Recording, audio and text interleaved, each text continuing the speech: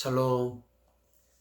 오늘도 하나님께서 우리 모두에게 평안을 주시고 또 우리의 생각과 우리의 마음을 지켜주심으로 무사히 하루를 잘 보낼 수 있었습니다. 오늘 2020년 11월 26일 오늘 목요일 저녁을 맞이하면서 함께 주상교재 119페이지를 참고하시면서 말씀을 함께 나누며 주의 은혜를 함께 누리겠습니다. 먼저 찬송가 523장 어두운 죄악길에서 목자 없는 양같이 우리 함께 찬양을 드리시면서 예배의 자리로 함께 나아가겠습니다. 523장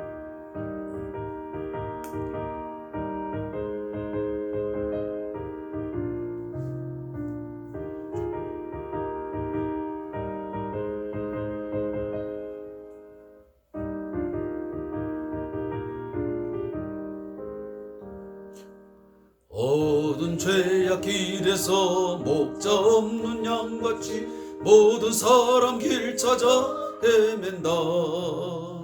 자비하신 하나님 독생자를 보내사 너를 지금 부르니 나오라. 이때라 주의 긍휼 받을 때가 이때라. 지금 주께 나와 겸손하게 아뢰라. 구원함을 얻으리. 험한 십자가 위에 달려 돌아가신 주 다시 살아나셨네. 기쁘다. 죄인 구원하실 때 어서 주께 나와 크신 은혜 구하라. 이때라 주의 긍휼 받을 때가 이때라. 지금 주께 나와 겸손하게 아뢰라. 구원함을 얻으리.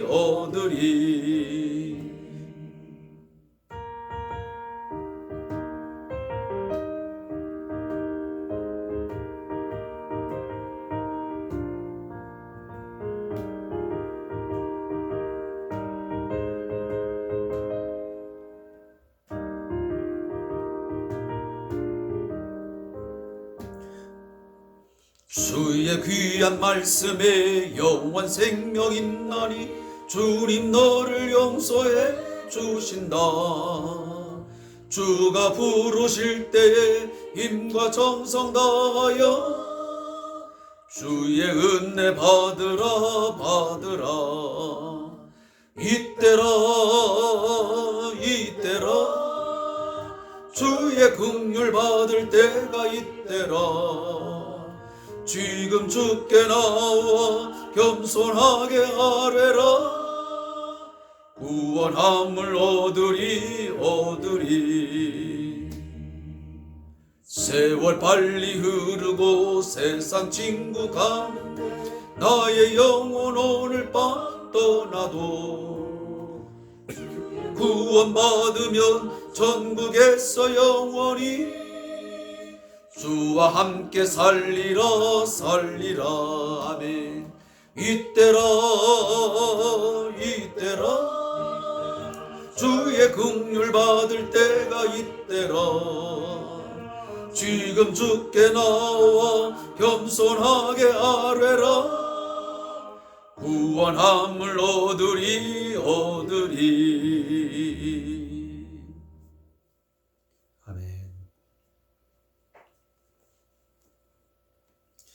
오늘 2020년 11월 26일 오늘 목요일에 하나님께서 주신 생명의 말씀은 레위기 25장 39절부터 46절의 말씀을 함께 합독하겠습니다.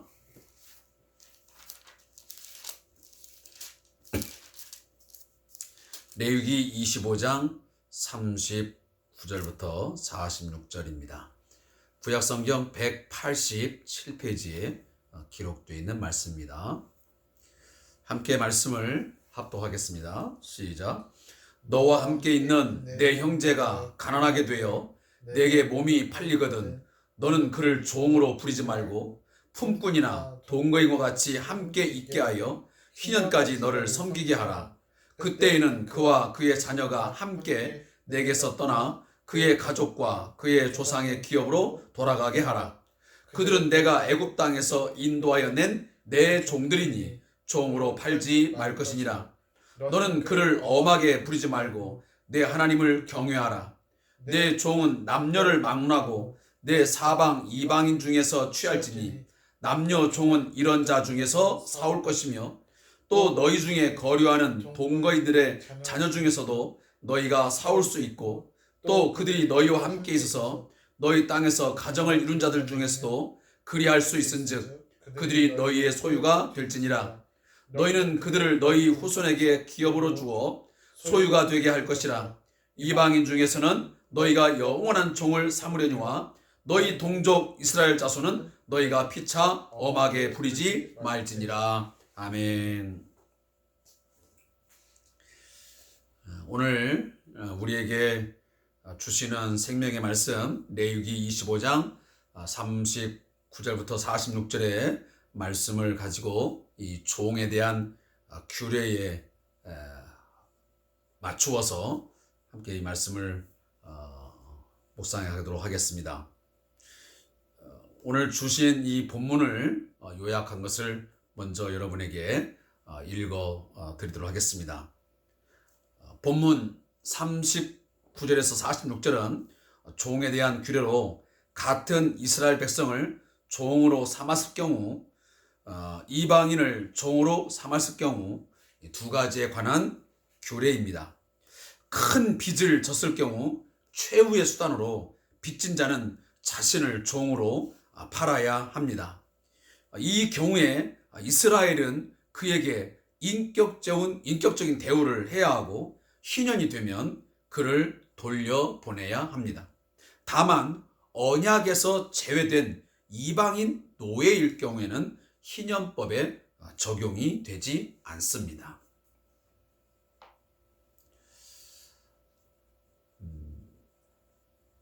우리가 이 레위기서를 함께 묵상하면서 많은 그 제사법, 또 안식일, 또 안식년, 희년 등등 여러 그 어떤 제도적인 그리고 어떤 그 법들을 구체적으로 지금 묵상하고 있습니다.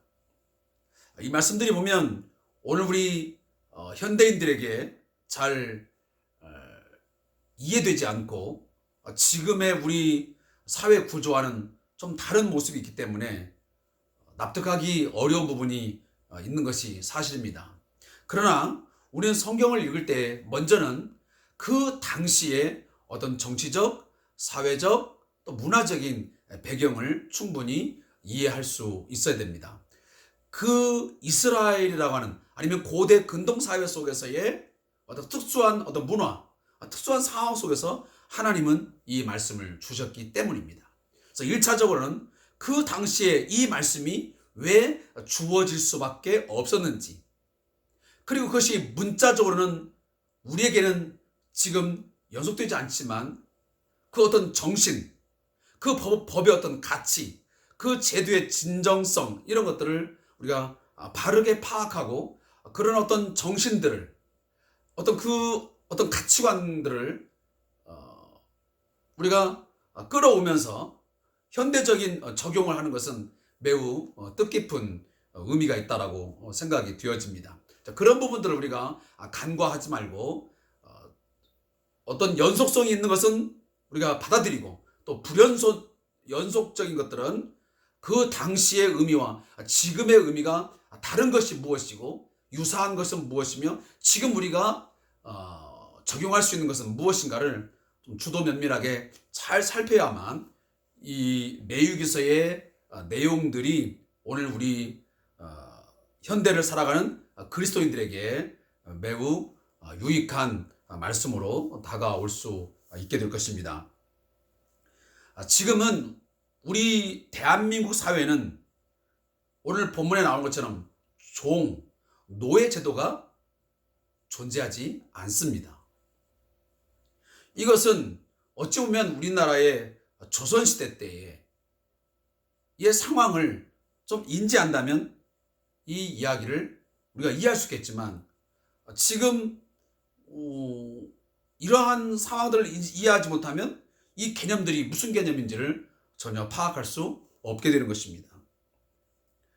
특히나 하나님께서는 이 모든 어떤 법과 어떤 제도들, 이런 문화들을 하나님이 허락하실 때는 그 사회 속에서 어떻게 보면 독특한 하나님 나라의 어떤 문화, 그리고 하나님 나라의 삶을 가장 정의롭고 가장 공의롭고 가장 평화로운, 더불어 살아가는 가장 사랑의 어떤 공동체, 믿음의 공동체로서 하나님의 다스림을 받으면서 살아가는 그런 것을 원하셨던 것입니다. 자, 그런 부분들을 우리가 좀 이해를 하면서 오늘 본문을 함께 들어가도록 하겠습니다. 자, 39절에 보면 너와 함께 있는 내 형제가 가난하게 되어 내게 몸이 팔리거든 너는 그를 종으로 부리지 말고 그랬습니다. 제가 어제도 말씀을 드렸습니다. 사람의 어떤 인생의 정황이라고 하는 것은, 어떤 상황이라는 것은 처음부터 끝까지 변함없이 계속 되는 것이 아닙니다. 오늘의 부자가 내일 가난한 자가 될 수 있는 것이고, 오늘의 가난한 자가 내일 부자가 될 수 있는 것이고, 인생은 알 수 없는 것이죠. 따라서 오늘 이스라엘의 이 동족 가운데에 나름 삶을 살아가다가 일용할 양식을 얻으면서 정상적인 가정생활하면서 사회생활을 할 수 있었는데, 갑자기 어떤 사유인지는 모르겠지만 가난하게 되었습니다. 그리고 그 가난은 어느 정도였냐면, 자신의 몸을 그 빚을 얻어온 사람에게 자신의 몸을 주어야 되는, 다시 말하면 노예로, 종으로 팔려가야 되는 그런 상황으로 지금 전락하게 된 것입니다. 얼마나 비참하고 고통스러운 삶이겠습니까? 우리 과거의 조선사회에도 이런 상황은 얼마든지 있었습니다. 그리고 지금의 우리 상황도 똑같은 어떤 개념은 아니지만 이러한 일들이 우리 주변에 벌어지고 있습니다. 한때에는 중견기업에 아니면 중소기업을 운영하면서 또 어떤 자리에서 상당한 지위와 그리고 물질적인 풍요를 누리며 살았었는데, 어느 한순간 여러 가지 내부적 외부적 요인에 의해서 한순간에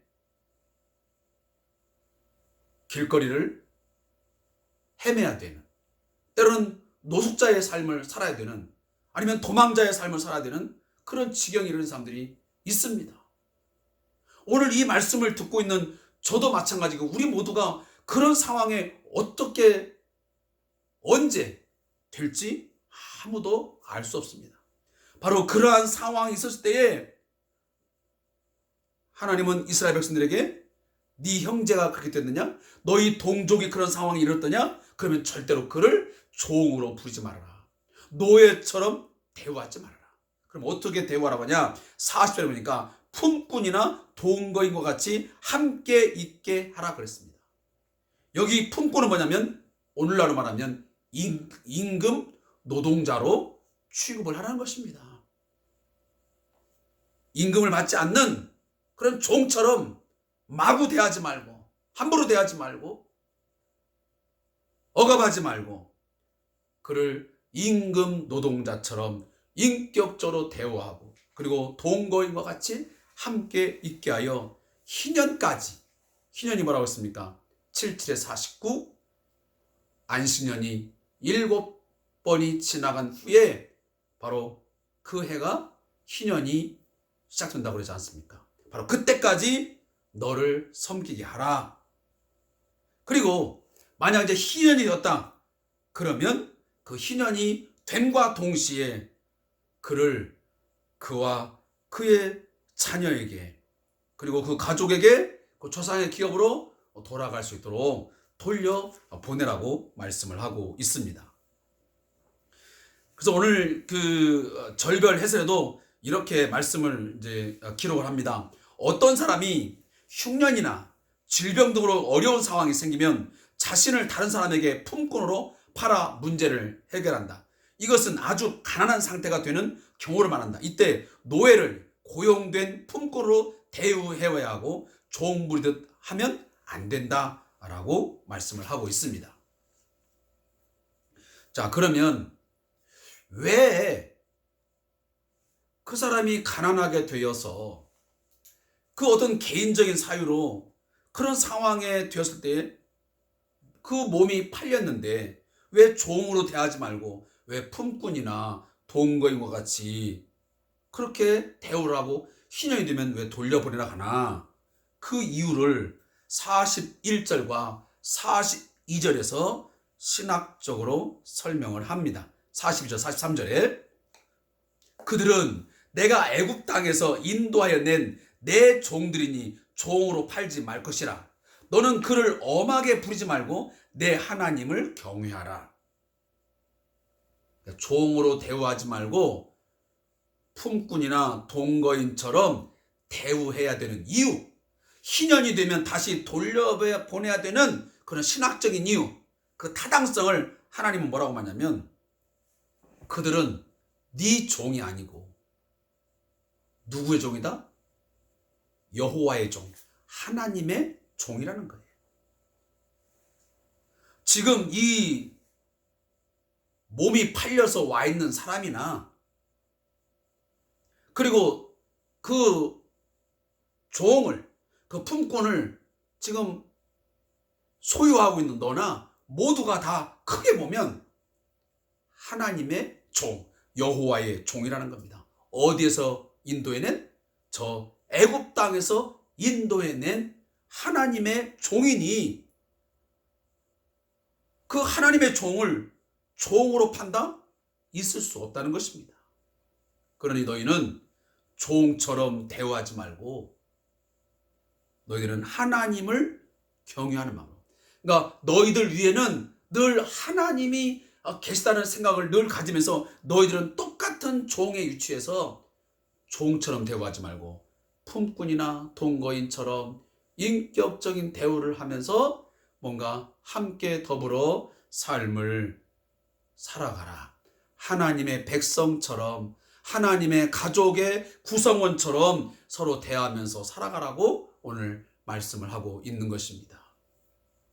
저는 이 말씀을 읽으면서 이런 생각이 갑자기 들어옵니다. 무슨 생각이냐면 오늘날 우리 기업에도 우리 사업장에 사장님도 계시고 또 이제 고용이 되어서 함께 살아가는 고용인들이 있습니다. 그러면 우리는 사장님이든 또 그 밑에 직원이든 누가 누구를 억압하고 종부리듯 하는 것은 오늘 말씀을 보면 맞지 않는 것이라. 특히나 그리스도인들이 운영하는 기업들, 가게가 있습니까? 여러분의 그 기업의 가족들, 여러분의 그 사업장의 사람들을 한 가족처럼, 그리스도인의 한 가족처럼, 우리는 하나님만이 주인이시오. 우리 그 밑에는 모두가 다 고용인처럼 서로가 서로를 위해서 배려하고 서로 인격적으로 대접하면서 대우하면서 살아간다면 그 사업장이야말로, 그 기업이야말로 가장 하나님 앞에 모범적이고, 그리고 바로 그것이 사람다운 사람이 살아가는 아름다운 공동체의 모습이 아닐까 하는 생각을 이 말씀을 읽으면서 생각이 납니다. 그리고 44절 이후에 보면 자, 노예 제도를 하나님은 인정을 하십니다.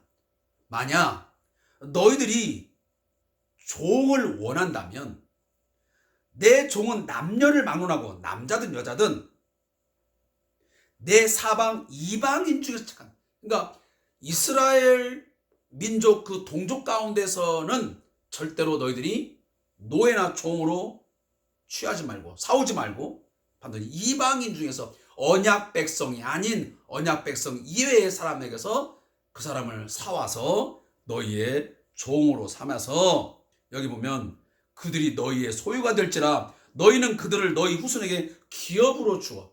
그러니까 종을 지금 사와서 제가 부렸습니다. 그러면 그 종이 이방인의 출신이면 그 이방인은 너희 다음 후손에게 기업으로 줄 수도 있고 그리고 너희가 영원한 종으로 삼을 수 있다라고 말씀을 하십니다. 그러나 절대 불가한 것은 뭐라고요? 동족 간에는 종을 사거나 팔 수 있지 않다는 것입니다. 그건 절대 금물인가 하면 혹시라도 다시 반복하지만 그가 종으로 팔렸거든 종처럼 부르지 말고 어떡하라고요? 품꾼이나 동거인처럼 함께 살아가는 그런 사람처럼 해라. 그리고 희년이 되면 다시 그 가족이나 기업의 땅으로 돌아가도록 하라고 말씀을 하고 있습니다. 자, 제가 이 말씀을 절별 해설을 해놓은 이 저자의 이 부분을 읽어드리면 좋겠다는 생각이 들어서 제가 이 부분을 좀 읽어드리겠습니다. 42절과 43절을 제가 좀 읽어드리겠습니다. 종으로 팔지 말 것이니라. 이 말을 이 저자는 이렇게 좀 해설을 해놨습니다.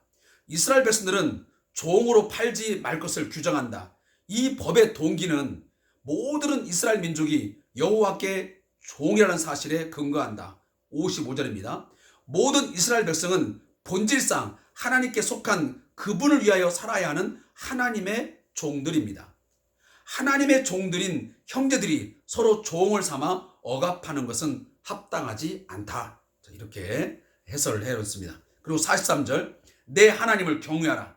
자, 모든 이스라엘의 상전들이 종들을 대할 때 자신들 위에 하나님이 계시다는 사실을 기억하고 그들 역시 하나님의 자녀임을 알고 귀하게 여기라는 의미를 담고 있다. 이 말씀을 이제 마무리하면서요. 저도 이제 직장 생활을 하고 있지만 우리 주변에 보면 그리스도인들이 운영하는 사업장들이 참 많습니다. 저도 이제 복지기관에 몸을 담고 있지만 특히나 복지기관의 장급들은 대부분 목사님들, 또 장로님들, 권사님들이 상당 부분 많습니다. 근데 그분들이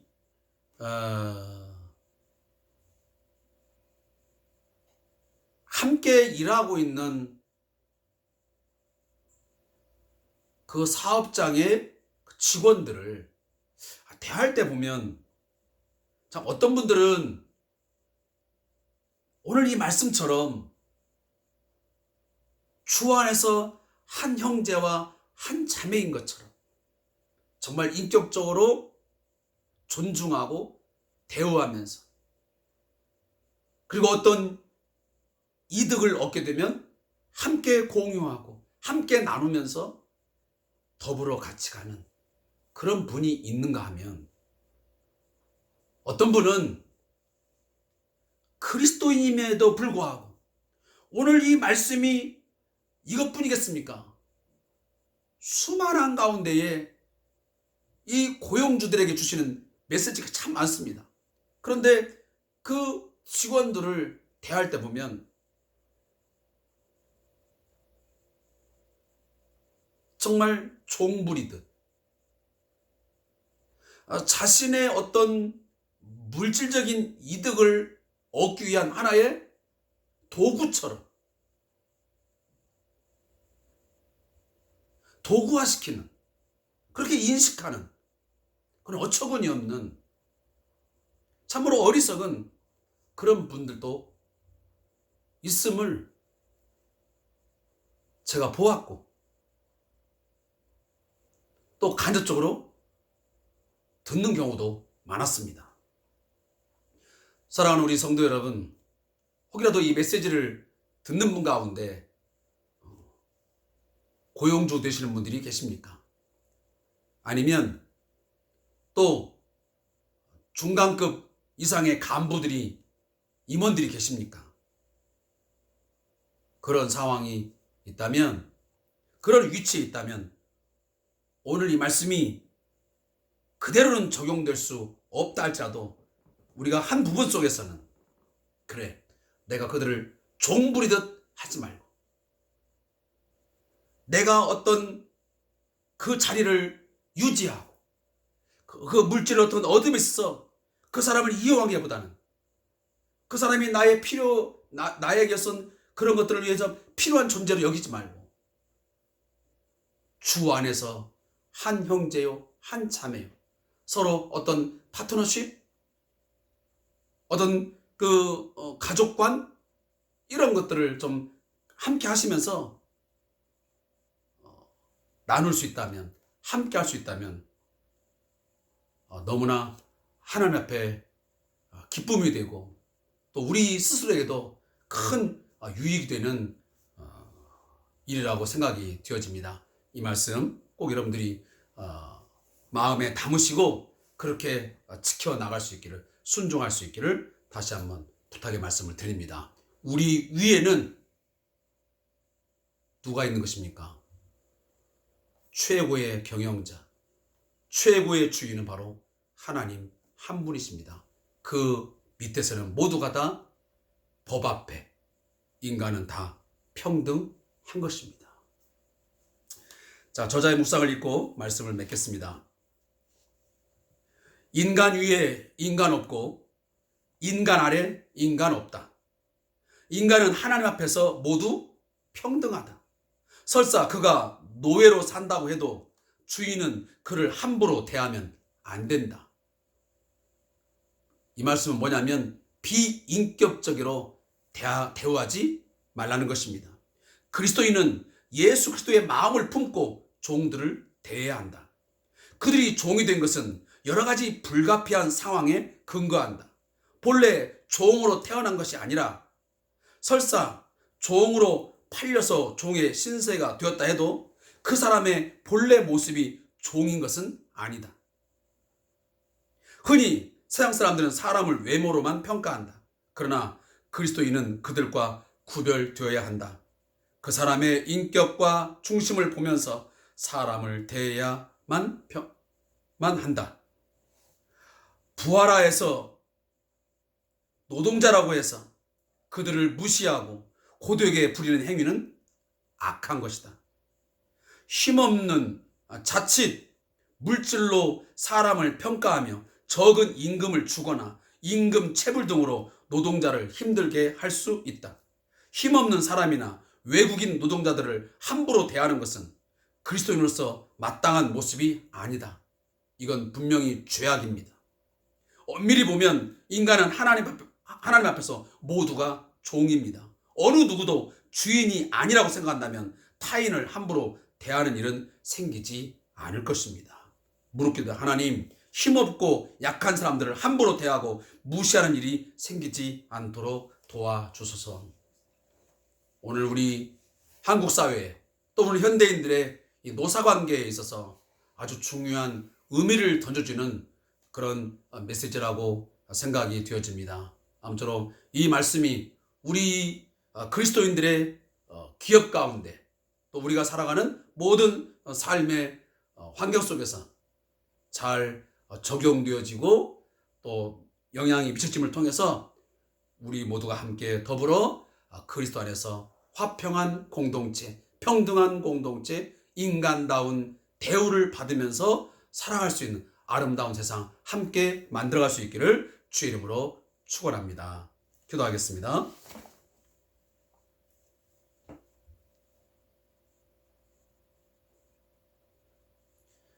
우리의 참된 주인이시요 우리의 왕이신 하나님 아버지, 우리는 하나님 아래서 모두가 다 여호와의 종으로서 주인 되시는 하나님의 뜻을 잘 분별하여 그 주인의 사역들을, 맡겨진 그 사역들을 충성되게 감당해야 되는 종들임을 다시 한번 기억할 수 있는 오늘 하루가 되게 해 주옵소서. 하나님, 우리 주변에는 불가피한 상황으로 인하여 하루아침에 가난한 상황에 내몰린 사람들이 많습니다.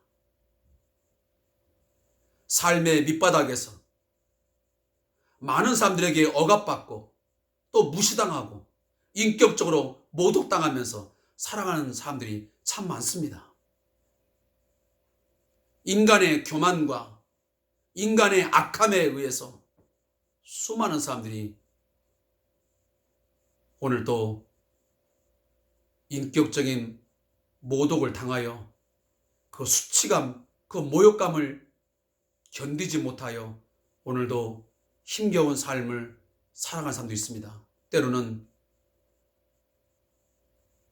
자존감이 무너짐으로 말미암아 우울증에 시달리고 결국은 극한 상황까지, 극한 생각까지 내몰려지는 우리의 이웃들도 있습니다.